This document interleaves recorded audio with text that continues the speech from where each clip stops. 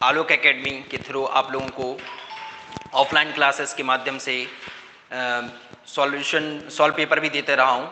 आज हम लोग पिछले साल टीईटी 2020 का मैथ का पेपर सॉल्व करने जा रहे हैं। तो मैथ की प्रैक्टिस करना बहुत ज़रूरी है, क्योंकि मैथ का कंसेप्ट लास्ट वीडियोस में मैंने आपको बताया भी, उससे रिलेटेड क्वेश्चंस भी मैं आपको अभी बताने वाला हूँ। तो मैथ की जितनी ज़्यादा प्रैक्टिस करेंगे आप लोग, उतना ज़्यादा आप लोग अच्छा स्कोर कर पाएंगे। तो आज हम लोग टीईटी 2020 8 जनवरी 2020 को जो एग्जाम हुआ था, उसमें जो मैथ के क्वेश्चन आए थे वो आज हम लोगों को सॉल्व करना है। उसमें मैं बताऊंगा कि किस तरीके से क्वेश्चन आते हैं, तो उससे एक आइडिया मिल जाएगा कि लास्ट ईयर में जो क्वेश्चन है वो कहां से लिए गए हैं, और फिर इसके आधार पर हम लोग अपनी तैयारी कर सकते हैं कि भाई किस टॉपिक से कौन से क्वेश्चन ज्यादा आते हैं, कहां से हमें क्या करना है। तो ये चीजें जानना जरूरी है, ठीक है। तो स्टार्ट करते हैं आज हम लोग मैथ से रिलेटेड क्वेश्चन। टीईटी 2020 है, 8 जनवरी 2020 को बहुत से छात्रों ने दिया भी है, पास भी हुए हैं उसमें। तो आज हम लोग स्टार्ट करते हैं सबसे पहले मैथ के क्वेश्चंस।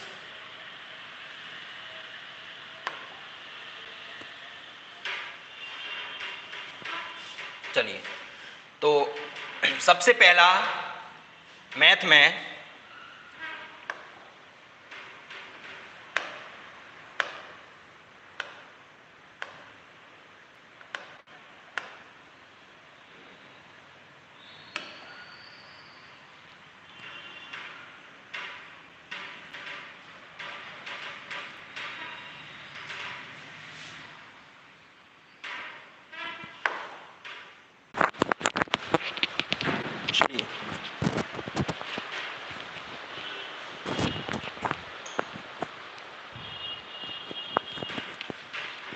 तो पाइथागोरस, देखिए पहला क्वेश्चन क्या है, ध्यान से देखिए।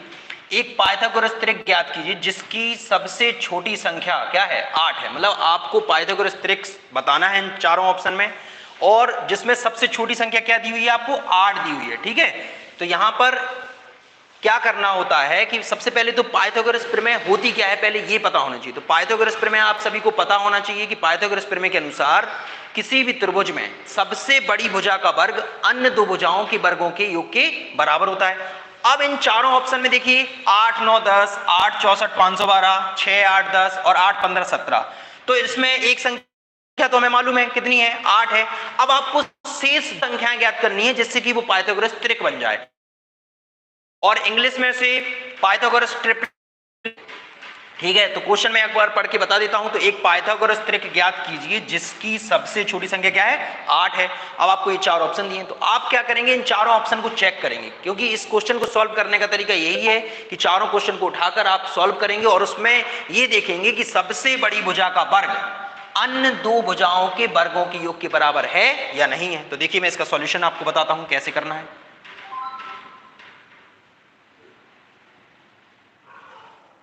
चलिए, इसका सॉल्यूशन कैसे करेंगे, तो ध्यान दीजिए। यहां पर हमने ऑप्शन में आपने देखा होगा कि सबसे पहले 8, 9, 10 दिया हुआ है। तो जैसे कि मान लीजिए 8, 9, 10 है पहला ऑप्शन है, तो उसमें सबसे बड़ी भुजा कितनी है, 10 है। 10 का वर्ग कितना होता है, 100। बाकी दो भुजाएं कौन कौन है, 8 और 9। तो अब मैं 8 का वर्ग करूंगा, तो 8 का वर्ग प्लस 9 का वर्ग। 8 का वर्ग कितना होता है, 64, और 9 का वर्ग कितना होता है, 81। तो अगर मैं इनको ऐड करूंगा तो यहां से कितना आ रहा है, 4 और 1 5, और 8 और 6 14। यहां से सॉल्यूशन कितना है, 145। अब यहां क्या 100 जो है वो 145 के बराबर है, नहीं है। तो जब 10 का वर्ग 6 का 8 का वर्ग 9 के वर्ग के स्क्वायर के बराबर नहीं है, मतलब ये ट्रिपलेट नहीं बना रहा है, ठीक है। तो आपने पहले क्वेश्चन में देखा कि पहला जो ऑप्शन दिया था वो दिया था 8, 9 और 10, तो ये ट्रिपलेट नहीं है। दूसरा ऑप्शन 8, 64, 512, 6, 8, 10 और 8, 15, 17। तो यहां से हम चारों को अलग अलग चेक करेंगे और सबसे बड़ी भुजा का वर्ग अन्य दो भुजाओं के वर्गों के योग के बराबर आना चाहिए, ये हमें देखना है। तो अब यहां से मैं देखिए डी ऑप्शन चेक करवाता हूं। डी ऑप्शन में क्या है, तो डी ऑप्शन में जैसे कि मैंने बोला 8, 15, 17 है, तो यहां से 17 का वर्ग, सबसे बड़ी भुजा कौन है, 17। तो 17 का वर्ग कितना होता है, तो 17 का वर्ग होता है सर कितना, 289। बाकी दो संख्याएं कौन कौन है, तो 8 और 15। तो मैंने कहा भाई 8 का वर्ग करो और प्लस 15 का वर्ग करिए। तो 8 का 8 का वर्ग कितना होगा, तो 8 का वर्ग 64, और 15 का वर्ग कितना होता है, तो 15 का वर्ग होता है 225। इनको ऐड कीजिए, तो इनको ऐड करेंगे तो यहां से कितना आएगा, 4 और 5 9, 6 और 2 8 और 2 289। ये किसके वर्ग के बराबर है, 17 के वर्ग। तो यहां से पाइथागोरस प्रमेय फॉर्मूला मतलब लागू रही कैसा, कि 17 का वर्ग जो है वो 8 का वर्ग और प्लस 15 के वर्ग के बराबर है। तो इसे हम बोलते हैं कि भाई सबसे बड़ी भुजा का वर्ग अन्य दो भुजाओं के वर्ग के योग के बराबर है। अतः 8, 15 और 17 ये क्या बना रहा है, ये पाइथागोरस त्रिक बना रहा है, मतलब पाइथागोरस ट्रिपलेट बना रहा है। क्लियर हुआ पहला क्वेश्चन। तो पहला क्वेश्चन किससे रिलेटेड है आपका, पाइथागोरस प्रमेय से, ठीक है। और एक समकोण त्रिभुज में पाइथागोरस प्रमेय लागू होती है, क्योंकि पाइथागोरस प्रमेय तभी लागू होगी जब किसी त्रिभुज का एक कोण कितने डिग्री का होता है, 90 डिग्री का। क्लियर। चलिए दूसरा क्वेश्चन देखते हैं अब आप लोग।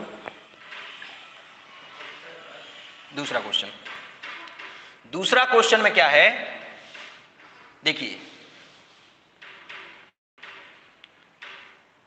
दूसरा क्वेश्चन में आप लोग देखेंगे जेड का मान ज्ञात कीजिए। क्या लिखा हुआ है, जेड का मान ज्ञात कीजिए यदि संख्या 41728 और यहां पर जेड, यहां जेड का मान ज्ञात करना, तो 417 जेड और 8 9 से विभाज्य है।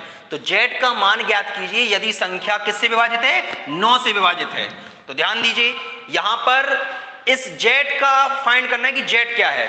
तो क्वेश्चन क्या है, फिर से एक बार ध्यान दीजिए, जेड का मान ज्ञात कीजिए यदि जो दी हुई संख्या वो किससे विभाजित है, 9 से विभाजित है। ऑप्शन में जेड का मान क्या क्या है, 7, 3, 9 और 6। अब सबसे पहले मुझे विभाज्यता का नियम आना चाहिए। विभाज्यता का नियम क्या है, तो 9 से विभाज्य कौन सी संख्या होती है, तो ऐसी संख्याएं जिनके सभी अंकों का योग 9 से विभाज्य है, वह पूरी की पूरी संख्या किससे विभाजित होगी, 9 से। आप इस क्वेश्चन को नोट करते जाइए, ठीक है, ऑप्शन नोट कर लीजिए, सॉल्व कीजिए आप लोग। तो यहां पर जेड का मान जो है वो निकालना है, तो इसको सॉल्यूशन कैसे करेंगे, तो ध्यान दो। सबसे पहले हम क्वेश्चन में देखेंगे संख्या क्या दी है। तो देखिए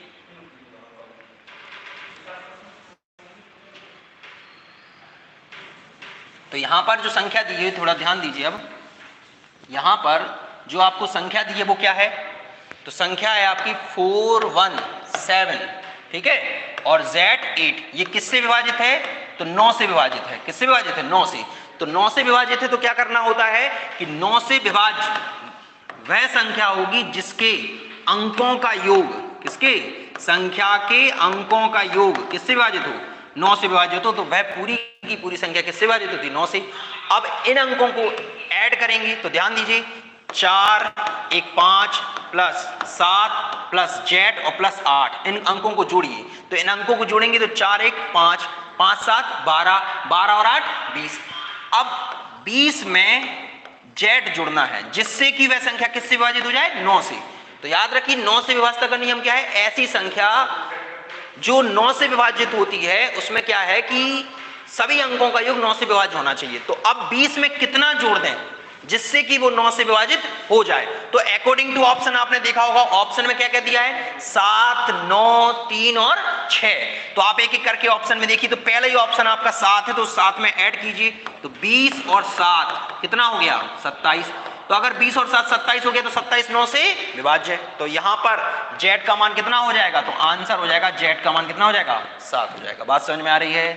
तो यहां पर देखिए हमारा जो दूसरे 92 का क्वेश्चन है उसमें आंसर क्या हो जाएगा, उसमें आंसर हो जाएगा ए। ऑप्शन क्या हो जाएगा, ए, ठीक है। चलिए ये 9 से विभाज्यता का नियम हो गया। तीसरा अब अगला क्वेश्चन देखते हैं अपन लोग, तो ध्यान दीजिए।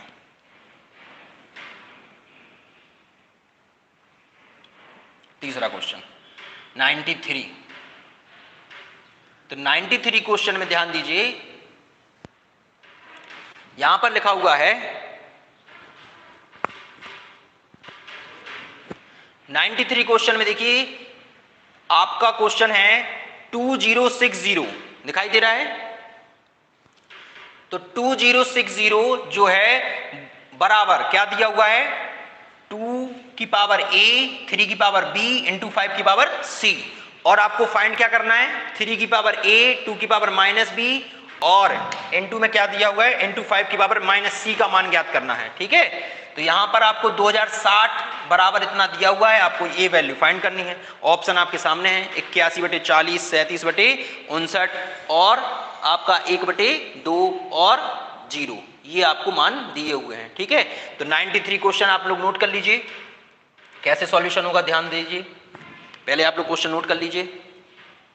तो यदि 2060 बराबर 2 की पावर x इंटू 3 की पावर b इंटू 5 की पावर c है, तो आपको फाइंड करना है 3 की पावर a इंटू 2 की पावर माइनस b और 5 की पावर माइनस c। ठीक है, तो ये आपको फाइंड करना है।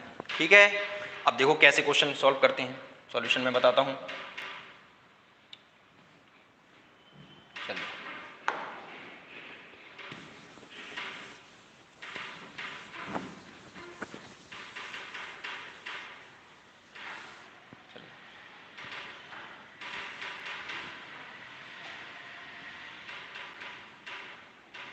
तो 93 क्वेश्चन देखिए, 93 में क्या होगा, क्वेश्चन नंबर 93 आपको समझ में आ गया होगा क्या करना है। तो सबसे पहले इसमें क्या करना है, 2060 दिया हुआ है, तो जो 2060 है इज इक्वल टू दिया हुआ 2 की पावर a इंटू 3 की पावर b इंटू 5 की पावर c। आपको फाइंड क्या करना है, ये वैल्यू आपको दी हुई है, तो आपको ज्ञात करना है 3 की पावर a इंटू 2 की पावर माइनस b और इंटू 5 की पावर माइनस c, 5 की पावर माइनस सी का मान ज्ञात करना है आपको। ठीक है, तो आप समझिए, सबसे पहले आप क्या करेंगे, 2060 के गुणनखंड करेंगे। क्या करेंगे, गुणनखंड। गुणनखंड कैसे करते हैं, तो ध्यान दीजिए, 2060 को आप तोड़ेंगे, गुणनखंड करेंगे, तो यहां से डिवाइड करेंगे, तो 2 से 1030, फिर 2 से 2 पंचे 10, 2 एकम 2 और 2 पंचे 10। ठीक है, यहां से इसको सॉल्व करते चले जाएंगे। ठीक है, फिर यहां से अब ये 2 से विभाजित तो होगा नहीं, ठीक है, क्योंकि इकाई अंक कैसा है, विषम संख्या है, तो अब किससे डिवाइड करेंगे, ये अब किससे डिवाइड होगा, देख लीजिए, ये आपका हो जाएगा किससे, 3 से।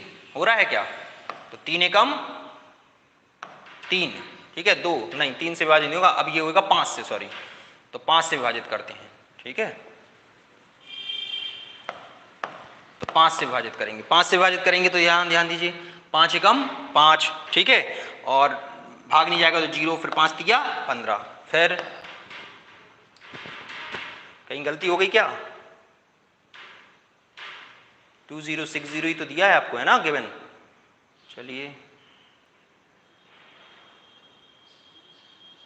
ठीक ठीक, तो यहां पर आप किससे डिवाइड करेंगे, 103 किसी से डिवाइड हो रहा है,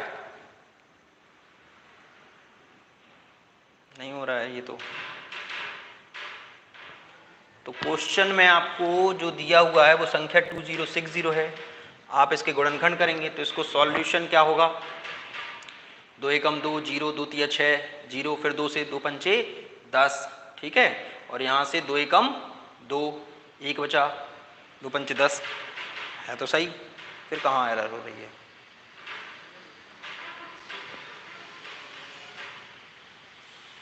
टू की पावर a, 3 की पावर b और 5 की पावर c, कहाँ एरर हो रही है,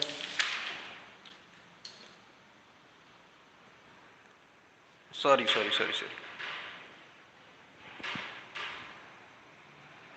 ये 2060 गलती से छप गया है, इसमें क्वेश्चन में 2160 है, सही क्वेश्चन में जो दिया हुआ है वो 2060 नहीं है, यहाँ जो क्वेश्चन दिया हुआ है वो गलत दिया हुआ है, यहाँ पर गलती से 2060 है, वही मैं कह रहा हूँ कि एरर क्यों आ रहा है, क्वेश्चन की जो वैल्यू है वो 2160 है। ठीक है, तो इसमें आप 2160 कर लेते हैं अपन लोग, है ना, तभी इसका सॉल्यूशन हो पाएगा, अदरवाइज क्वेश्चन का सॉल्यूशन भी नहीं हो पाएगा। ठीक है, तो इसको देखो कैसे करेंगे, यहाँ पर 2160 कर लेना 93 में, क्वेश्चन नंबर 93 में 2160, ठीक है, तो 2160 का हमें गुणनखंड करना है, तो ध्यान दीजिए 2160 की गुणनखंड करेंगे, तो ध्यान 2 एकम 2, अब ये डिवाइड नहीं होगा तो 0 आएगा, ठीक है, और फिर यहाँ से 2 8 16, ठीक है, भाग नहीं जाता तो भाग नष्ट बिंदी, ठीक है, 0, फिर 2 से 2 पंचे 10, 2 चौके 8, 0, फिर 2 से 2 दूनी 4, 1 बचा, ठीक है, 2 साते 14, और यहाँ से 0, फिर 2 से डिवाइड करेंगे, तो 2 एकम 2, और यहाँ से 2 तिया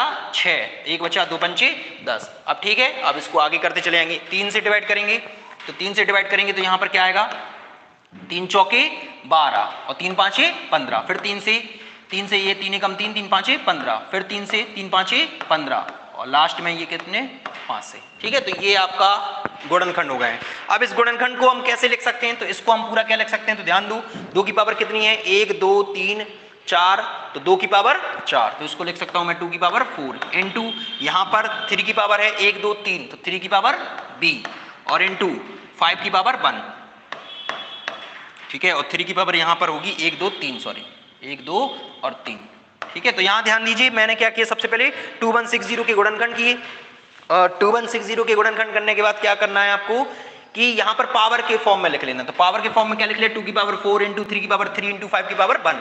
तो यहां पर आप कंपैरिजन करेंगे, जब कंपैरिजन करेंगे तो यहां से क्वेश्चन की वैल्यू क्या आएगी, a बराबर कितना आएगा 4, b बराबर कितना आएगा, तो यहां पर देखो 3 की पावर b है, यहां 3 की पावर 3 है, तो b का मान आ गया 3 और c का मान, तो c का मान कितना है 1। तो यहां से आपने वैल्यू फाइंड की सबसे पहले, तो a का मान 4, b का मान 3 और c का मान 1, ठीक है। अब बस सीधा सीधा इसको कहां इसमें पुट कर देना है, यहां से हमारी वैल्यू फाइंड हो जाएगी। कैसे, ध्यान दो। तो अब क्या करना है, ये जो abc के मान है इसको आप इसमें पुट करेंगे। तो यहां से देखिए 3 की पावर a का मान 4 है इंटू 2 की पावर माइनस b मतलब 2 की पावर माइनस 3 और इंटू 5 की पावर माइनस c है और c का मान 1 है, तो 5 की पावर क्या हो जाएगी -1 हो जाएगा। अब इसको सॉल्व करना है तो सॉल्व करेंगे। और मैंने आपको घातांक में बताया था कि जब कभी किसी संख्या की घात ऋणात्मक है तो उसका मान हम व्युत्क्रम में कर देते हैं, जिससे उसकी घात क्या हो जाएगी धनात्मक। तो 3 की पावर 4 बटे यहाँ 2 की पावर -3 है, इसको नीचे ले जाएंगे तो 2 की पावर 3 गुणा यहाँ पर 5 की पावर -1 है, ये भी नीचे जाएगा तो ये क्या हो जाएगा प्लस का, ठीक है। चलिए अब इसको सॉल्व कर लीजिए। तो सॉल्व करेंगे तो ध्यान दीजिए 3 की पावर 4, तो यहां से 3 की पावर 4 क्या होता है, तो 3 का गुणा 4 बार करेंगे कितना आएगा 81, 3 का 9 27 या 81, 2 की पावर 3 आएगा तो 8 और 5, तो 81 बटे 8 पंचे 40। तो उत्तर देखिए कितना आ रहा है 81 बटे 40। बात समझ में आ रही। तो सबसे पहले मैंने क्या किया 2160 के क्या किया अपन ने गुणनखंड किए, और 2160 के गुणनखंड करने के बाद जो 2 की पावर a 3 की पावर b और 5 की पावर c के फॉर्म में तोड़ा, तो आपने देखा कि abc के मान क्या है, तो abc के मान आपके 4 3 और 1 आए। तो आपको पहले क्या करना है 2160 के गुणनखंड करना है, गुणनखंड करने के बाद इनकी कंपैरिजन करना है, कंपैरिजन करने पर आपके abc के मान आ गए और आपसे फिर जो पूछा जाए उसमें आपको उस वैल्यू को पुट कर देना है, ठीक है। तो 93 का जो आंसर होगा वो कितना हो जाएगा, पहला ऑप्शन होगा कौन सा 81 बटे 40, ठीक है। तो क्या होगा 81 बटे 40। बात समझ में आ रही है। तो ये आपका सॉल्यूशन हो गया 93। चलिए तो ये 93 हो गया। अब 94 की तरफ ले चलते हैं। तो 94 क्वेश्चन नंबर देखिए। चलिए 94 क्वेश्चन नंबर 94 ध्यान से देखिए क्वेश्चन में क्या पूछा जा रहा है। आपको एक पार्श्व आकृति ज्ञात कीजिए, पार्श्व आकृति दी हुई है, इसमें ज्ञात करना है x का मान। किसका मान ज्ञात करना है, x का मान। आपको क्या क्या दिख रहा है ध्यान से देखिए, यहां पर x का मान कहां है, यहां है। यहां देखिए 4 के सामने कितना लिखा 64, 2 के सामने कितना लिखा 8, 3 की पावर 3 के सामने कितना लिखा 27। अब 1 के सामने x लिखा है और इस x का मान आपको ज्ञात करना है। ऑप्शन में क्या क्या है, ऑप्शन में आपको 5 दिया हुआ है, 6 दिया हुआ है, 0 दिया हुआ है और 1 दिया हुआ है, ये फाइंड करना है, ठीक है। तो ये एक रीजनिंग टाइप क्वेश्चन हो गया है, इसमें आपको समझना है कि करना क्या है। तो ध्यान से देखिए क्या हो रहा होगा इसमें, ध्यान दीजिए। यहां 4 लिखा हुआ है, यहां 64 लिखा है, तो 4 का क्यूब कितना होता है 64। यहां 3 लिखा हुआ है, यहां 27 लिखा हुआ है, 3 का क्यूब कितना है 27।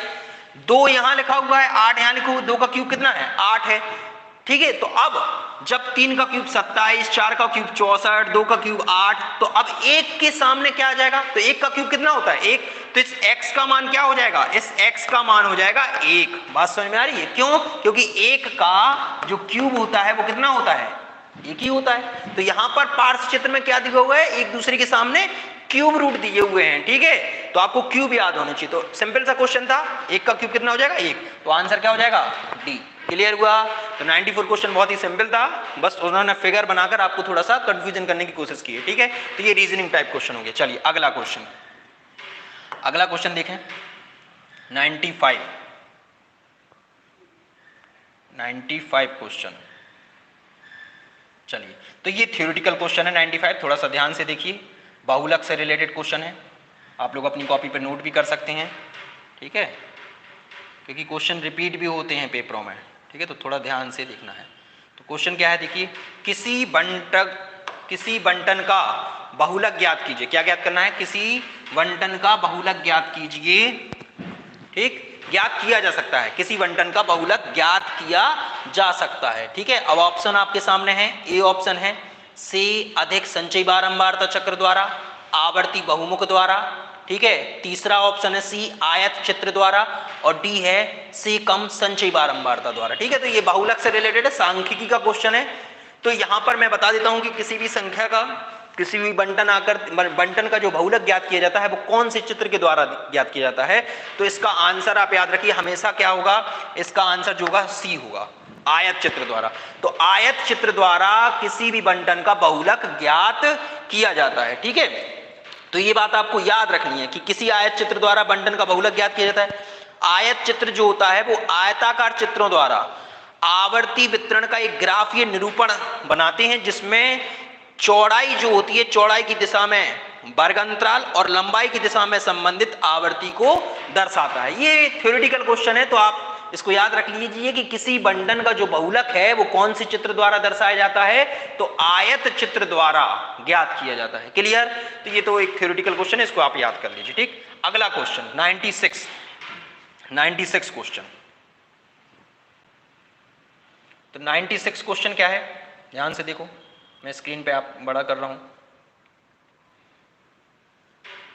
चलिए, 96 क्वेश्चन बहुत अच्छा है, इसके ऑप्शन आगे होंगे। देखिए, एक आयत की लंबाई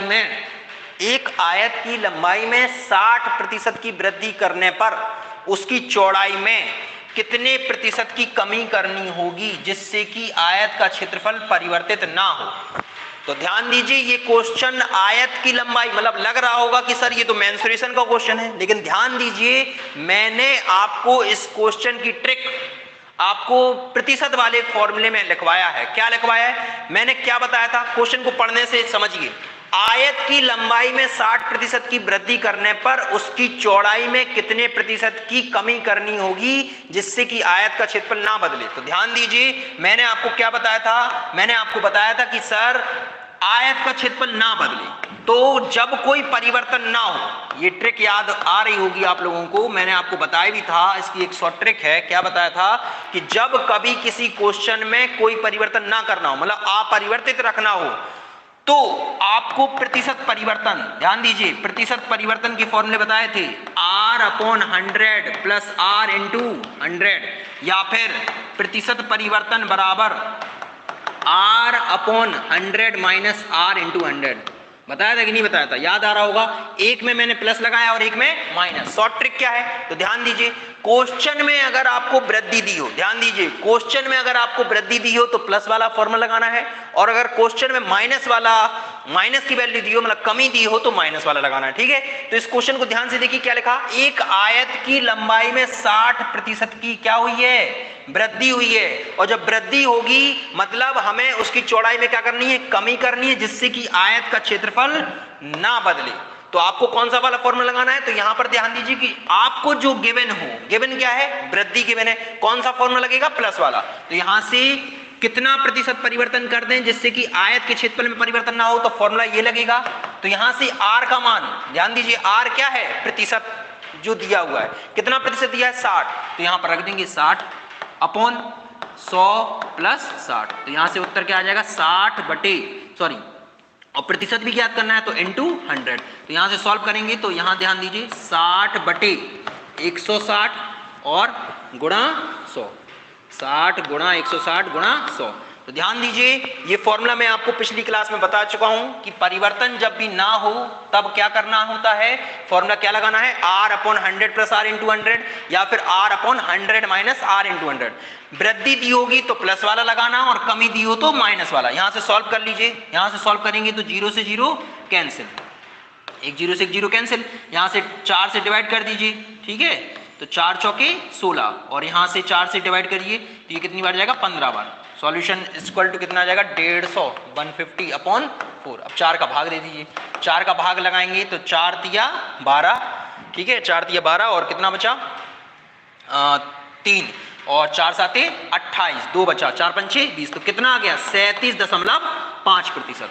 बात समझ में आ रही है? तो क्वेश्चन क्या है फिर से देख लीजिए, आयत की लंबाई में 60% की वृद्धि करने पर उसकी चौड़ाई में कितने प्रतिशत की कमी करनी होगी जिससे कि आयत का क्षेत्रफल ना बदले। तो इस क्वेश्चन को पहचानने का बस तरीका ये है कि आपको ये ध्यान रखना है कि आयत का क्षेत्रफल ना बदले, और जब कभी कोई परिवर्तन ना करना हो तो परसेंटेज परिवर्तन का फॉर्मूला क्या बताया, R/100 प्लस R इंटू 100 या R/100 माइनस R इंटू 100। वृद्धि दी है तो प्लस वाला और कमी दी है तो माइनस वाला। क्लियर? तो ये आपका हो गया 96। इसके ऑप्शन देख लीजिए, ऑप्शन में ध्यान देखिए, जो ऑप्शन है वो ध्यान दीजिए क्या दिए थे आपको, 15%, देखिए 125%, 37.5%, 50% और 75.5%। तो यहां से जो ऑप्शन होगा वो कौन सा हो जाएगा, 37.5%। क्लियर हो रहा है 96 का क्वेश्चन? ठीक है, आंसर कितना आ रहा है 96 का 37.5। ठीक, चलिए अब 97 क्वेश्चन देखते हैं।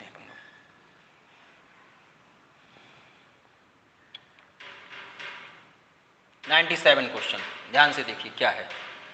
एक घन का आयतन, क्या दिया हुआ है, एक घन का आयतन संख्यात्मक रूप से उसकी भुजाओं की लंबाई के योग के बराबर है।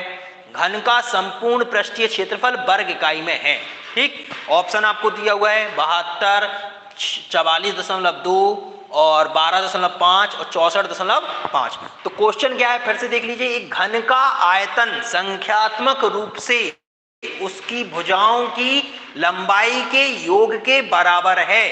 घन का संपूर्ण पृष्ठीय क्षेत्रफल। अब घन से रिलेटेड आपको फॉर्मूले याद होने चाहिए। सबसे पहले तो घन होता क्या है, 2D या 3D? तो घन जो है वो 3D है। घन क्या है, जो वो 3D आकृति है। ठीक है, अब इसका सॉल्व एक बार आप लोग क्वेश्चन को नोट कर लीजिए। ठीक है, चलिए अब क्वेश्चन को देखो कैसे सॉल्व करना है, ध्यान दीजिए। क्वेश्चन को सॉल्व कैसे करेंगे, ठीक है, चलिए चलो। तो अब क्वेश्चन को सॉल्व कैसे करेंगे, ध्यान दीजिए। सबसे पहले आपको घन का आयतन पता होना चाहिए। घन का आयतन, तो घन होता कैसे है, जिन्हें नहीं मालूम है वो ध्यान से देखिए। घन की आकृति आपको मैंने लास्ट क्लास में जब मेंसुरेशन की क्लास बताई थी वहां पर घन बताया था कि घन जो है वो 3D है। तो ये जो घन है, क्यूब है, इसका जो आयतन होता है वो होता है ए क्यूब। इसकी जो भुजा है वो मान ली ए, क्या मान ली ए, तो घन का आयतन क्या होता है, ए क्यूब। अब क्वेश्चन में दिया हुआ है कि जो घन का आयतन है वो संख्यात्मक रूप से भुजाओं की लंबाई के बराबर है। भुजाओं की लंबाई के योग के बराबर है। तो घन का आयतन आपको किसके बराबर दिया हुआ है, भुजाओं की लंबाई के योग के बराबर। अब इसकी भुजाएं कितनी हैं, तो इंग्लिश में इन भुजाओं को हम एजेस बोलते हैं। क्या बोलते हैं, एजेस। तो ध्यान दीजिए, आपको घन दिखाई दे रहा होगा, घन में एजेस फाइंड करना है। तो ध्यान दीजिए, आप कमरे को एक घन के रूप में मान सकते हैं। जब कमरे को घन के रूप में मानेंगे तो आप देखेंगे कि यहां पर कितनी एजेस हैं, कितनी भुजाएं हैं। तो ध्यान दीजिए, 1 2 3 4, तो 4 आगे की तरफ है, 4 कहां होंगी, पीछे की तरफ, 8, ठीक है, 9 10 11 और 12, कितनी एजेस हुई, 12। तो ध्यान दीजिए, 4 आगे की तरफ, 4 पीछे की तरफ, फिर 2 इस तरफ और 2 इस तरफ, तो कितनी हो जाती है, 12। तो टोटल भुजाएं कितनी है, तो अब घन की सभी भुजाएं कैसी होती हैं, समान होती हैं। तो अगर टोटल भुजाएं या एजेस कितनी हैं, 12 हैं, और एक घन की भुजा कितनी मान ली, ए, तो अगर एक घन की भुजा ए है तो टोटल भुजाओं का योग कितना हो जाएगा, तो हमने कहा सर 12 हैं भुजाएं, एक भुजा ए के बराबर है, तो टोटल भुजाएं कितनी हो जाएंगी, 12 है। बात समझ में आ रही है? तो यहां पर सभी भुजाओं की लंबाई कितनी हो जाएगी, 12 है। अकॉर्डिंग टू क्वेश्चन आप घन का आयतन रखेंगे, घन का आयतन क्या है, ए क्यू, और भुजाओं की लंबाई कितनी है, तो हमने कहा सर भुजाएं होती हैं 12 और भुजाओं की लंबाई कितनी हो जाएगी, 12 है, तो ए क्यू बराबर 12 है। क्लियर? अब यहां से देखिए, ए क्यू बराबर 12, ये क्वेश्चन में दिया हुआ है। एक ए से एक ए कट जाएगा, तो यहां से ए स्क्वायर और ए स्क्वायर बराबर 12। अभी इसको सॉल्व नहीं करेंगे, अभी इसको ऐसे ही लिखे रहने देंगे। अब क्वेश्चन में आगे क्या पूछा गया है, क्वेश्चन में आपको पूछा गया है कि घन का संपूर्ण पृष्ठीय क्षेत्रफल बताइए। घन का संपूर्ण पृष्ठीय क्षेत्रफल, तो घन का संपूर्ण पृष्ठीय क्षेत्रफल क्या होता है, ध्यान दीजिए, घन का संपूर्ण पृष्ठीय क्षेत्रफल, तो घन का संपूर्ण पृष्ठीय क्षेत्रफल पूछा क्या गया क्वेश्चन में, घन का संपूर्ण पृष्ठीय क्षेत्रफल। तो मुझे बताइए घन का संपूर्ण पृष्ठीय क्षेत्रफल क्या होता है, तो घन का संपूर्ण पृष्ठीय क्षेत्रफल होता है 6a स्क्वायर। ये फॉर्मूला याद होना चाहिए, ठीक है। तो घन का आयतन क्या था, ए क्यू, और घन की सभी भुजाओं की लंबाई का योग क्या है 12 है। आपने दोनों को बराबर किया, ए स्क्वायर बराबर आ गया 12 और यहां से आपको फाइंड क्या करना है कि घन का संपूर्ण पृष्ठीय क्षेत्रफल। तो संपूर्ण पृष्ठीय क्षेत्रफल का फॉर्मूला क्या होता है 6a स्क्वायर और यहां से आप क्या करेंगे 6 इंटू ए स्क्वायर का मान दिया हुआ है, ए स्क्वायर का मान कितना है 12 तो यहां 12 रख दिया, 12 छंग 72 तो यहां से आंसर कितना आ गया 72। बात समझ में आ रही है। तो सबसे पहले आपने क्या किया घन का आयतन लिखा, घन का आयतन क्या होता है AQ और घन की सभी भुजाओं की लंबाई के योग के बराबर दिया था आयतन। तो यहाँ पर जो आयतन है वो भुजाओं की लंबाई के योग के बराबर है और चूंकि भुजाएं कितनी होती हैं घन की तो 12 भुजाओं का योग क्या हो जाएगा 12a। तो यहाँ से AQ बराबर 12a लिखा, ए स्क्वायर बराबर आ गया 12। अब आपको घन का संपूर्ण पृष्ठ का क्षेत्रफल निकालना था तो घन का संपूर्ण पृष्ठ का क्षेत्रफल क्या होता है 6a स्क्वायर।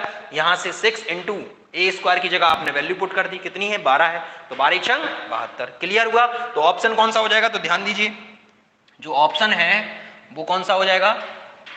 तो यहां पर घन का आयतन संख्यात्मक रूप से उसकी भुजाओं की लंबाई के योग के बराबर है तो यहां से आंसर जो होगा वो पहला ऑप्शन हो जाएगा। ठीक है तो आंसर कितना हो गया 72। आंसर क्या हो गया 72। चलिए तो इस 90 कौन सा क्वेश्चन था ये 97 क्वेश्चन था तो 97 का जो आंसर है वो कितना आ गया 72। क्लियर, कोई दिक्कत 97 क्वेश्चन में। चलिए तो ये मैंने सॉल्यूशन बता दिया। अगला क्वेश्चन देखते हैं 98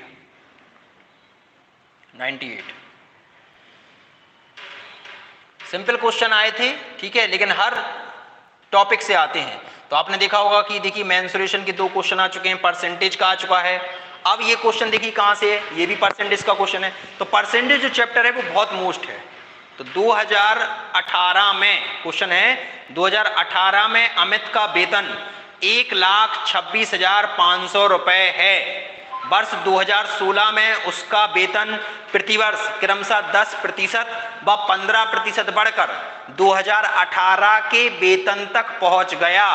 वर्ष 2016 में उसका वेतन कितना था।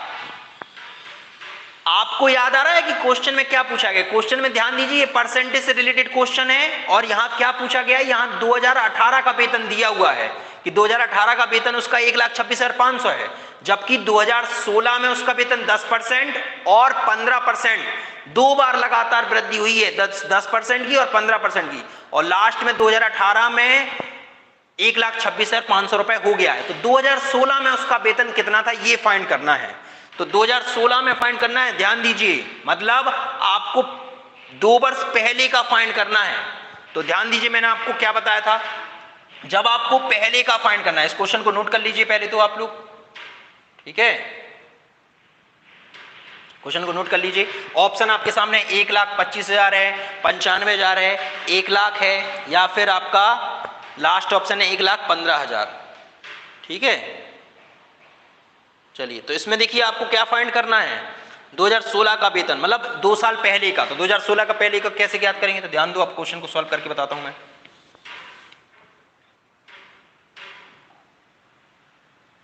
चलिए तो यहां पर क्वेश्चन जो है आपने देख ही लिया है, क्वेश्चन क्या पूछा गया है, इसका सॉल्यूशन देखिए। सबसे पहले आपको दिया हुआ है 2018 का वेतन। तो 2018 में जो अमित था उसका वेतन कितना है 1,26,500 रुपए, 1,26,500। तो इतना रुपए उसका वेतन था।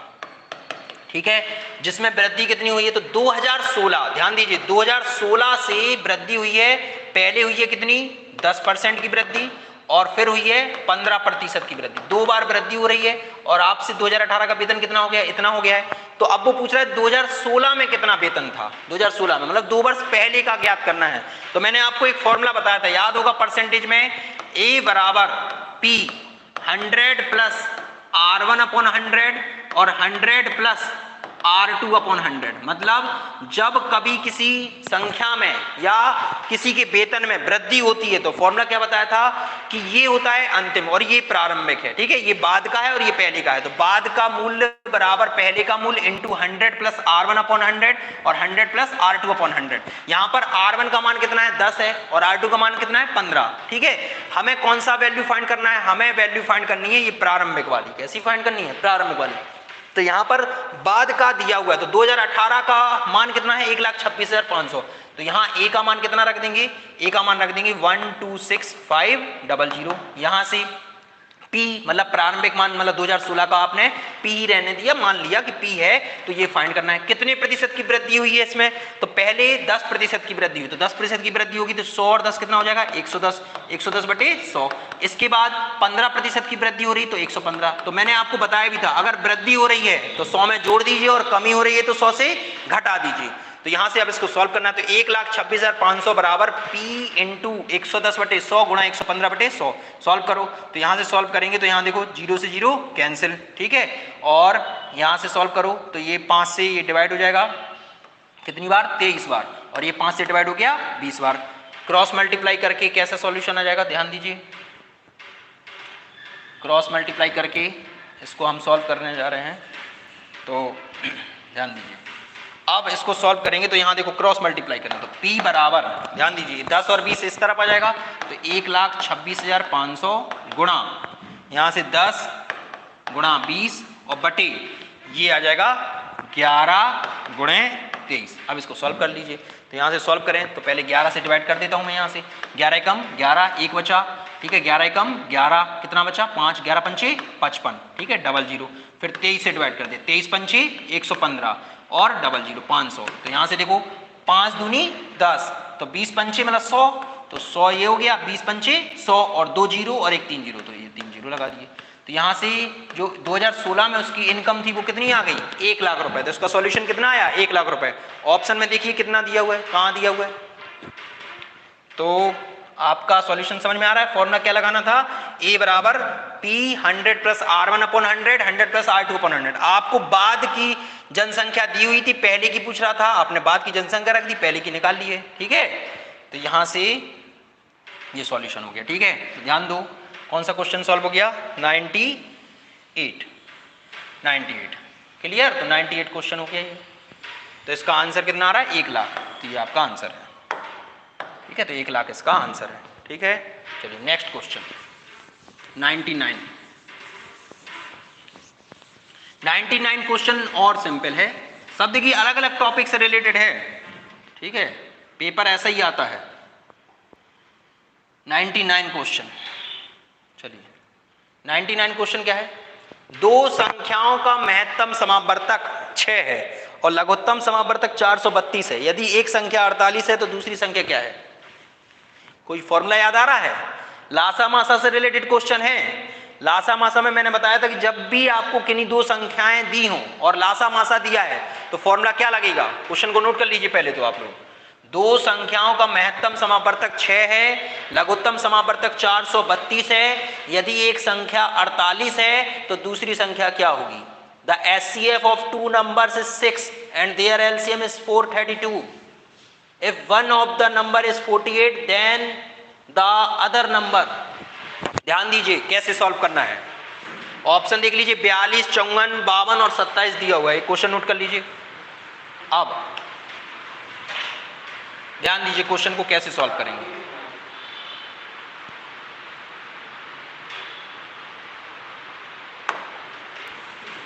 चलिए तो क्वेश्चन नंबर 99 में क्या होगा, आपको फॉर्मूला क्या ज्ञात, फॉर्मूला क्या होना चाहिए, फॉर्मूला क्या होता है, ध्यान दीजिए। दो संख्याएं अगर आपको दी हुई हैं तो पहली संख्या गुणे दूसरी संख्या बराबर LCM गुणा HCF, ये दिया हुआ है। तो यहां से फर्स्ट इंटू सेकंड मतलब first number into second number बराबर LCM इंटू HCF, तो ये फॉर्मूला लगेगा, ये आपको याद होना चाहिए। तो यहां पर आपको पहली संख्या क्या दी हुई है, एक संख्या दी हुई है 48, तो एक संख्या 48 है, दूसरी संख्या आपको निकालनी है। इसके बाद आपको LCM दिया हुआ है, LCM कितना है 432 और HCF कितना है, तो HCF आपको दिया है 6।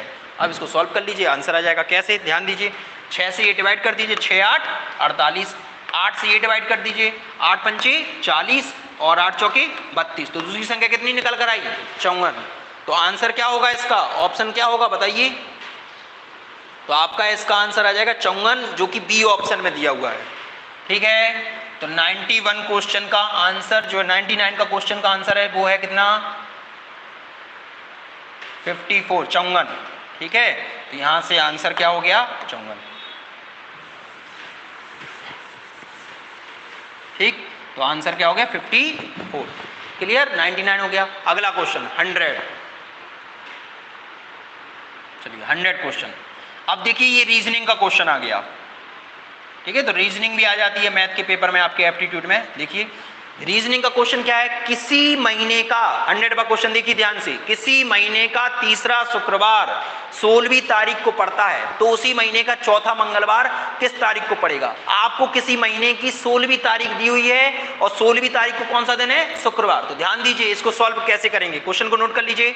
ऑप्शन दिया हुआ है 27, 29, 20 और 22 और तीसरा शुक्रवार है 16। अब ध्यान दो क्वेश्चन को सॉल्व कैसे करेंगे। चलिए क्वेश्चन को सॉल्व करना बताता हूं मैं।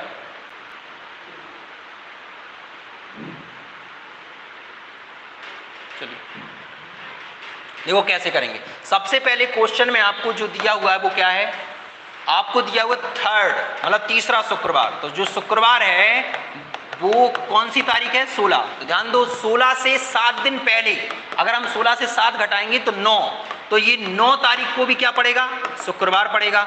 और फिर इससे भी 7 दिन माइनस कर दो तो यहां से अगला शुक्रवार कब पड़ेगा, तो 9 में से 7 के 2, तो 2 को भी क्या पड़ा, शुक्रवार। तो ध्यान दीजिए 2 तारीख, और पहली तारीख से ही महीना स्टार्ट होता है तो पहली जो तारीख है उस दिन क्या पड़ेगा, गुरुवार। तो 2 तारीख को क्या पड़ा, शुक्रवार। तो ध्यान दो 2 को शुक्रवार, फिर 9 को शुक्रवार और फिर 16 को शुक्रवार। अब वो पूछ रहा है चौथा मंगलवार बताओ। तो ध्यान दो 2, 7, 9, 16। तो मुझे बताओ कि अगर 2 को शुक्रवार है, ये जो शुक्रवार है वो पहला शुक्रवार है, तो पहला शुक्रवार अगर ये 2 तारीख को पड़ा तो यहां से मंगलवार पहला मंगल कब पड़ेगा, तो पहला मंगल जो पड़ेगा, तो ध्यान दो यहां से 2 तारीख को शुक्रवार है तो 3 शनिवार, रविवार, सोम और मंगल, मतलब 3, 4, 5 और 6, तो 6 तारीख को क्या पड़ेगा, पहला मंगल पड़ेगा।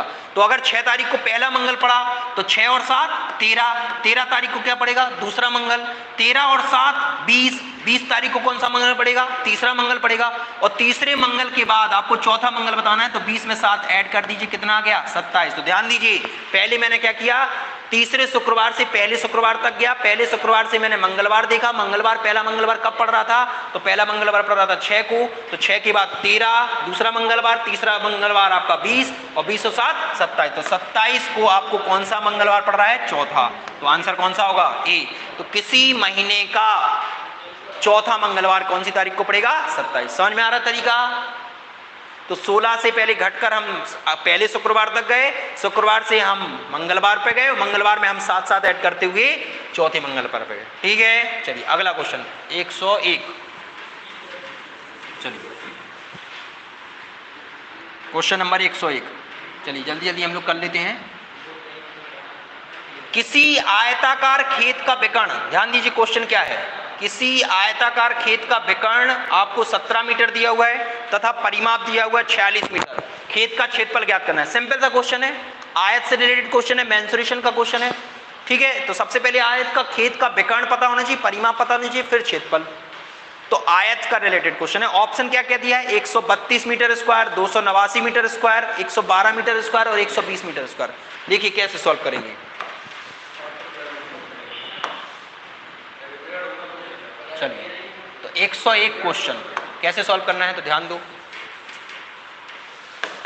101 में आपको आयत का विकर्ण दिया हुआ। तो चूंकि मुझे बताओ पिछली लास्ट वीडियोस में मैंने आपको फॉर्मूले बताए थे आयत से रिलेटेड। आयत का विकर्ण क्या होता है, तो आयत का विकर्ण होता है अंडर रूट में L square plus B square, जो कि कितना दिया हुआ है, 17 मीटर। ठीक है, इसके बाद आपको आयत का परिमाप दिया हुआ है। अब चूंकि परिमाप क्या होता है, तो परिमाप होता है 2 टाइम्स L प्लस B बराबर कितना दिया, 46 मीटर। तो जो दिया है उसे आपने उसके बराबर रख दिया। तो आयत का विकर्ण दिया था आपको कितना, 17 मीटर, और आपको परिमाप दिया हुआ था कितना, 46 मीटर। तो यहां से आपने देखा कि आयत का विकर्ण का फॉर्मूला क्या होता है, under root L square plus B square बराबर कितना लिख दिया, 17। और परिमाप क्या होता है, तो किसी भी आकृति की सभी भुजाओं का योग परिमाप होता है, और परिमाप क्या होगा, 2 टाइम्स L प्लस B। ये फॉर्मूले आपको याद होने चाहिए। तो यहां से अगर वैल्यू निकालेंगे तो L प्लस B, ध्यान दीजिए L प्लस B बराबर क्या हो जाएगा, तो 2 का उस तरफ भाग देंगे तो 46 कितनी बार चला जाएगा, 23 बार। तो L प्लस B का मान कितना आ गया, 23। और L square plus B square under root में कितना है, 17 है। यहां से आप कैसे सॉल्व करेंगे, तो ध्यान दो L प्लस B का मान है। अब आपको निकालना क्या है, आयत का क्षेत्रफल, मतलब खेत का क्षेत्रफल। तो चूंकि क्षेत्रफल का फॉर्मूला क्या होता है, लंबाई गुणे चौड़ाई। आपको L इंटू B का मान ज्ञात करना है। कैसे ज्ञात करेंगे, तो ध्यान दो इसमें आपको A प्लस B का होल स्क्वायर का फॉर्मूला लगाना है। देखिए कैसे करेंगे। देखिए क्वेश्चन को अब आगे कैसे सॉल्व करेंगे।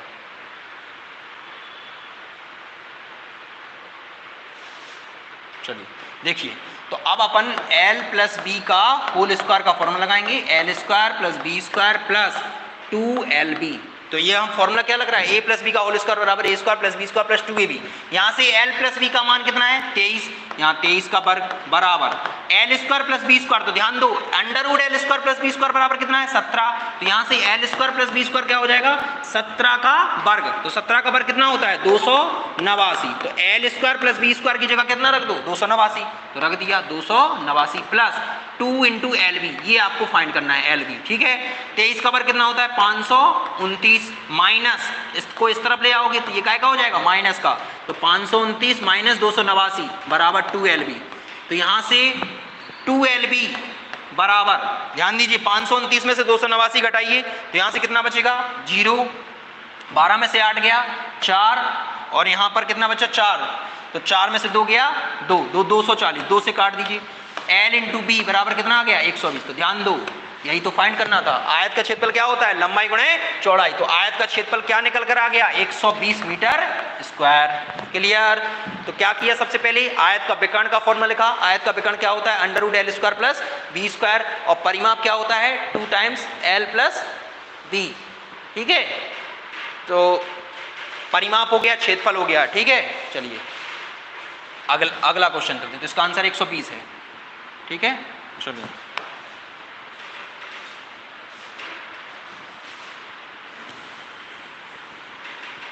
अगला क्वेश्चन, तो ये 101 का क्वेश्चन का जो आंसर है वो कितना आ गया 120, ठीक है। चलिए तो ये आपका 101 का आंसर हो गया 120, चौथा ऑप्शन, ठीक है। अगले पे चलते हैं अपन 102 क्वेश्चन नंबर 102। तो आप देख रहे होंगे हर फील्ड से क्वेश्चन आते हैं, ये 102वां क्वेश्चन है। ध्यान दो 102वां क्वेश्चन क्या है दिख रहा है स्क्रीन पे, 2 की पावर -1 की पावर -1 के सरलीकरण से प्राप्त होगी संख्या, ठीक है। अब यहां ध्यान दीजिए ऑप्शन में एक ऑप्शन नहीं 3 ऑप्शन है। ध्यान दीजिए ए बराबर क्या लिखा है, ए का मान अभाज्य संख्या, सम संख्या, 2 का गुणक, विषम संख्या। मतलब इसका मान इन चारों में कौन कौन है। ऑप्शन में आपको ए ऑप्शन में A C D, A B D, A B C, B C D. मतलब आपको ये बताना है कि 2 की पावर -1 की पावर -1 के सरलीकरण से प्राप्त संख्या होगी, ठीक है। तो आपको इन चारों ऑप्शन को चेक करके बताना है कि इनमें से कौन सी बात सही है कौन सी बात गलत है। तो सबसे पहले आप इस 2 की पावर -1 की पावर -1 को सॉल्व करेंगे। कैसे सॉल्व करेंगे ध्यान दो, नोट कर लीजिए इस क्वेश्चन को, 2 की पावर -1 की पावर -1। अब देखो कैसे सॉल्व करना है। तो ध्यान दो 2 की पावर -1 की पावर आपको क्या दिया है -1, ठीक है। ये दिया हुआ सॉल्यूशन क्वेश्चन दिया हुआ। अब समझो सबसे पहले मैंने आपको घातांक में बताया था कि किसी भी संख्या की घात अगर ऋणात्मक है तो उसको धनात्मक बनाने के लिए क्या करते हैं उसका व्युत्क्रम करते हैं। तो 2 की पावर -1 का व्युत्क्रम करोगे तो 2 की पावर -1 को मैं लिख सकता हूं 1/2 लिख सकता हूं।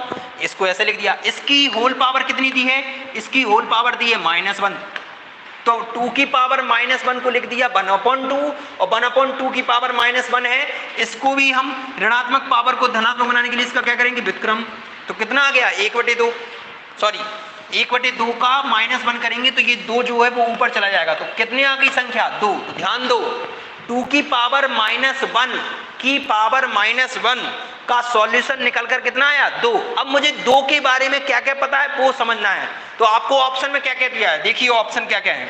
सबसे पहले ऑप्शन है अभाज्य संख्या। ध्यान दीजिए इसका जो सॉल्यूशन है वो कितना निकल कर आ गया 2।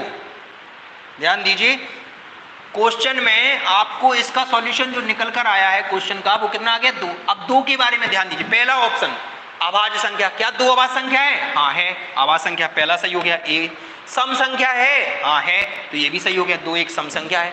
2 का गुणक है, हाँ है, तो ये तीनों सही हो गए। चौथा विषम संख्या, क्या विषम संख्या है, नहीं है। तो 2 कौन कौन सी संख्या है, अभाज्य संख्या, सम संख्या, 2 का गुणक है। ऑप्शन कौन सा हो जाएगा ए बी सी, आंसर सी। बात समझ में आ रही है। तो क्वेश्चन में उसने सॉल्यूशन नहीं पूछा, उसने साथ में क्या क्या पूछ लिया, ये पूछ लिया है कि जो सॉल्यूशन आया वो है क्या। तो दो आवाज संख्या। तो यहां पर गलत क्या हो सकता था, सब लोगों को इतना तो पता ही है कि सर ये सम संख्या है, दो का गुणक है, लेकिन आवाज संख्या भी है। तो सबसे छोटी आवाज संख्या कितनी होती है, दो। क्लियर? तो यहां से आंसर 2 आ जाएगा। ठीक है, तो ए बी सी आंसर हो जाएगा, मतलब सी ऑप्शन। क्लियर? चलिए अगला क्वेश्चन 103।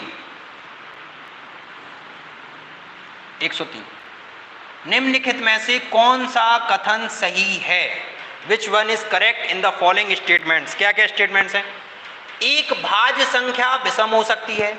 ठीक है, आपको बताना है कि कौन सा कथन सही है। तो पहला ऑप्शन है एक भाज्य संख्या विषम हो सकती है, कोई सम अभाज्य संख्या नहीं है, दो अभाज्य संख्या का योगफल सदैव अभाज्य संख्या होती है, और सबसे छोटी अभाज्य संख्या 1 है। इन चारों में बताना है कि कौन सा कथन सही है। पढ़िए ध्यान से, इन चारों में से बताना है। समझिए, सबसे पहले लिखा है एक भाज्य संख्या विषम हो सकती है। भाज्य संख्याएं क्या होती हैं? ऐसी संख्याएं जो किसी दूसरे से विभाजित हो जाएं, ऐसी संख्या क्या कहलाती हैं? भाज्य संख्या कहलाती हैं। वो क्या पूछ रहा है? विषम। विषम क्या होती हैं? ऐसी संख्याएं जिनके अंकों के इकाई का अंक 2, 4, 6, 8, 9 या फिर जो 2 से विभाज्य नहीं होती हैं, उन्हें हम कौन सी संख्या कहते हैं? विषम संख्या। तो देखो एक एक ऑप्शन से समझ सकते हैं। सबसे पहले आपको दिया हुआ है कि एक भाज्य संख्या विषम हो सकती है, तो ध्यान दो 25। क्या 25 भाज्य संख्या है? हाँ है। क्यों? क्योंकि 25 5 से विभाजित है और विषम है। हाँ है। तो पहला ऑप्शन क्या हो गया? सही हो गया। एक भाज्य संख्या विषम हो सकती है। बाकी ऑप्शन चेक करने की जरूरत ही नहीं है, क्योंकि यहां पर मुझे क्वेश्चन में क्या पूछा गया? कौन सा कथन सही है? पहले ही ऑप्शन सही मिल गया, लेकिन फिर भी मैं बता देता हूं। आखिरी के 3 ऑप्शन देखिए, कोई सम अभाज्य संख्या नहीं है, ये तो बिल्कुल गलत बात हो गई। क्यों? क्योंकि सम अभाज्य संख्या नहीं है, और जो कि होती है 2 कैसी संख्या है? अभाज्य संख्या है, और साथ में कैसी संख्या है? सम है। तो ये तो बिल्कुल गलत बात हो गई। ठीक है, दूसरा, 2 अभाज्य संख्याओं का योगफल सदैव अभाज्य संख्या होती है। तो ध्यान दो, अगर मैं बात करूं कि सबसे अभाज्य संख्या 2 है ना, और एक संख्या ले ली मान लीजिए 3, तो 2 और 3 5, ये बात भी सही है। लेकिन अगर मैं और कोई संख्या लेता हूं, जैसे कि मान लीजिए कोई भी संख्या ले लीजिए 2, एक अभाज्य संख्या मान लीजिए 3 ले ली, और एक संख्या ले ली 5, तो ये दोनों अभाज्य संख्या है, लेकिन इन दोनों अभाज्य संख्याओं का योग कितना आया? 8।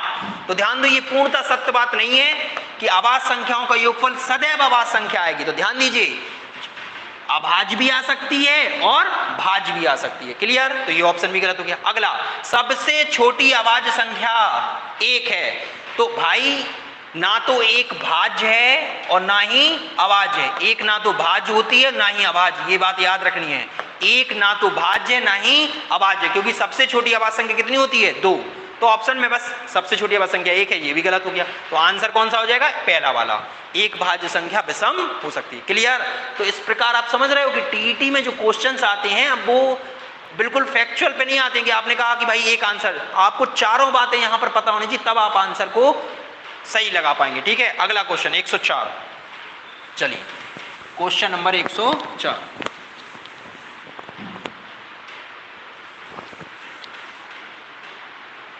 क्वेश्चन नंबर 104 देखिए, ये फिर अब देखिए ये कौन से रिलेटेड क्वेश्चन, आप समझ रहे हैं ना? हर फील्ड, मतलब जो मैथ है, मैथ में 15 चैप्टर हैं, तो 15 चैप्टर में से कम 10 चैप्टर से क्वेश्चन आ रहा है।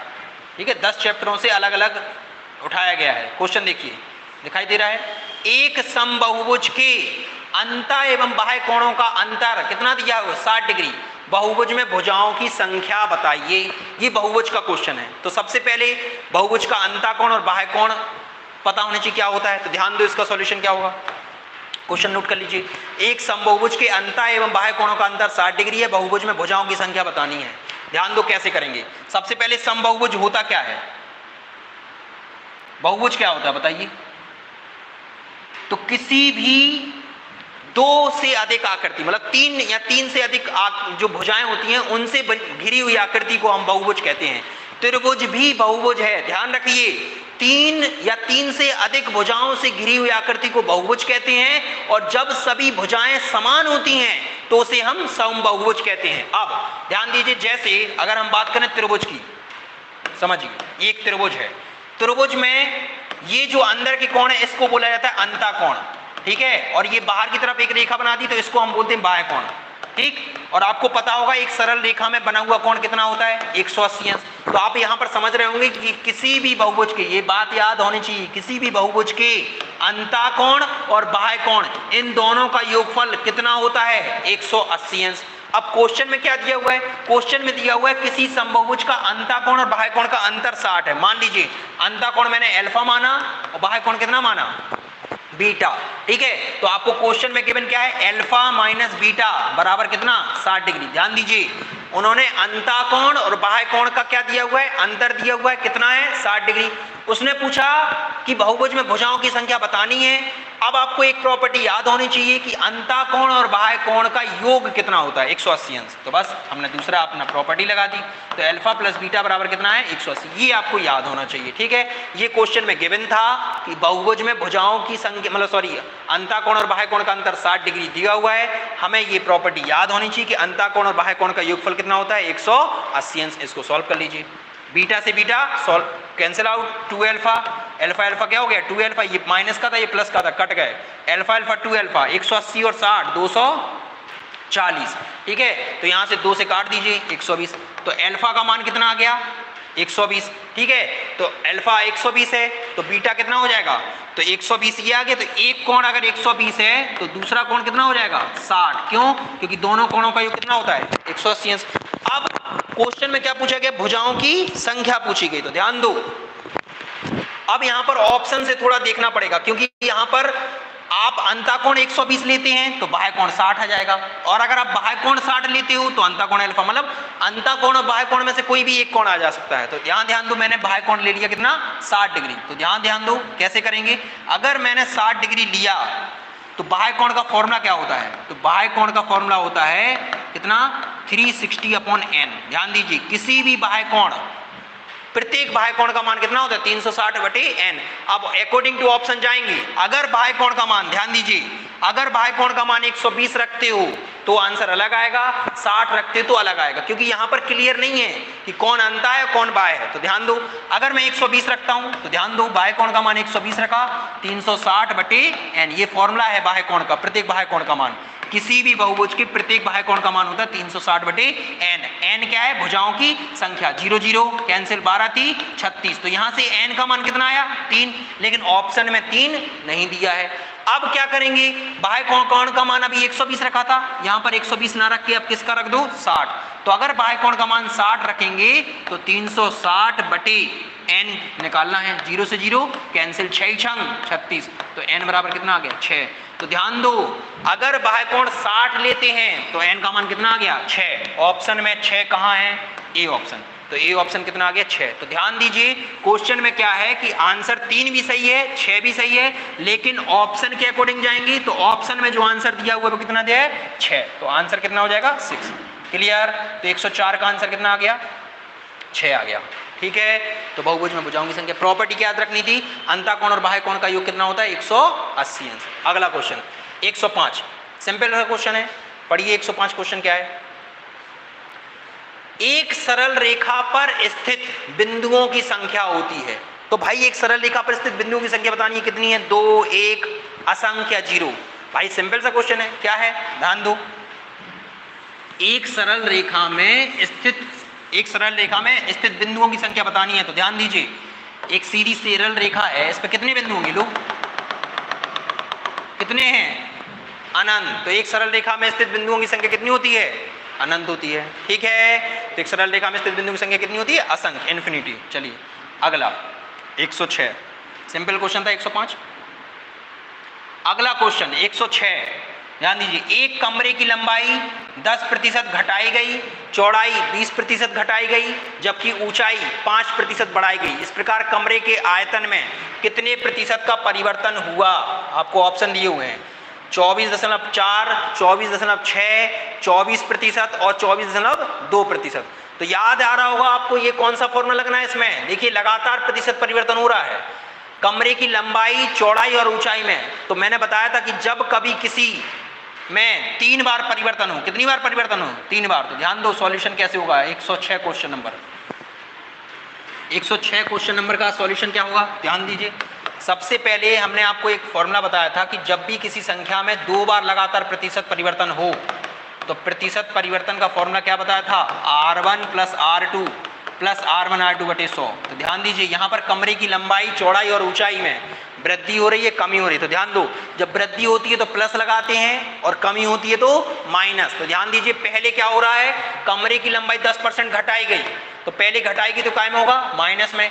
फिर 20% घटाएगी तो ये भी माइनस में, प्लस ये दोनों माइनस के होंगे। मैंने बताया था कि अगर घट रहे हैं तो माइनस में होता है और घट नहीं रहे हो तो प्लस में।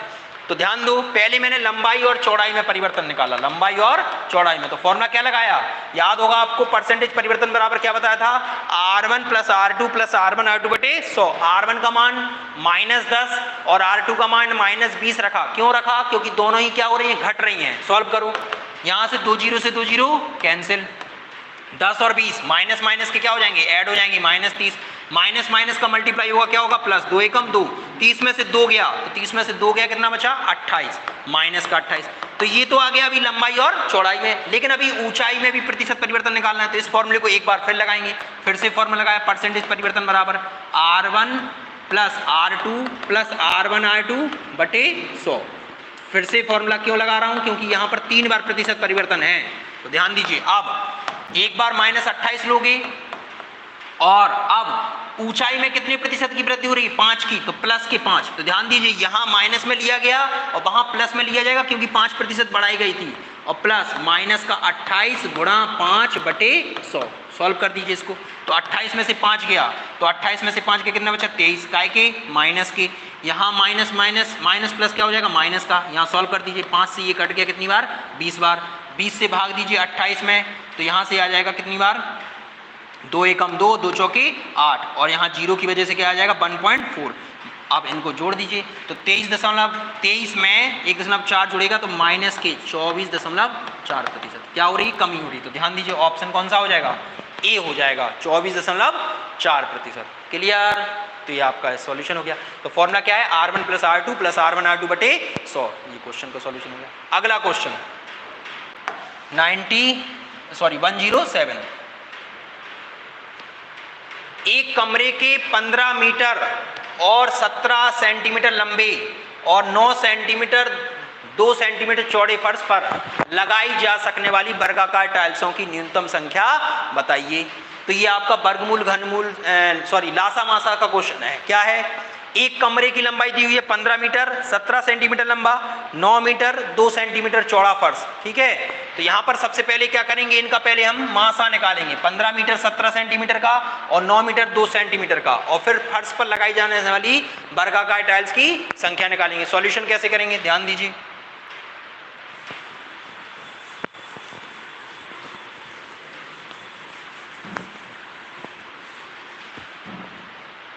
क्वेश्चन आपको समझ में आ रहा होगा, क्वेश्चन कैसे करना है, तो ध्यान दो। ऑप्शन ये है, ऑप्शन आपको ये दिए हुए हैं, देखिए।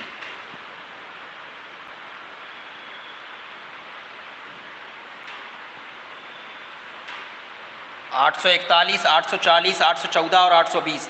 तो ध्यान दो, आपको जो कमरे की लंबाई दी हुई है, ध्यान दीजिए, कमरे की लंबाई दी हुई है, लेंथ 15 मीटर 17 सेंटीमीटर, इसको आप लिख सकते हैं 1517 सेंटीमीटर।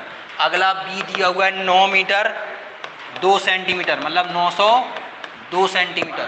ठीक है, तो 1517 हो गया, 902 हो गया। सबसे पहले इनका क्या निकालेंगे, मासा। तो 902 का भाग 1517 में देंगे, यहाँ से मासा निकालेंगे। ठीक है, तो मासा यहाँ से अगर निकालोगे आप तो कितना आ जाएगा, मासा आ जाएगा आपका यहाँ से 41 सेंटीमीटर। कितना आ जाएगा, 41 सेंटीमीटर। और वर्गाकार टाइल्स की संख्या निकालनी है, तो टाइल्स की संख्या निकालने के लिए क्या करेंगे आप, इस आयत का क्षेत्रफल बटे वर्ग का क्षेत्रफल।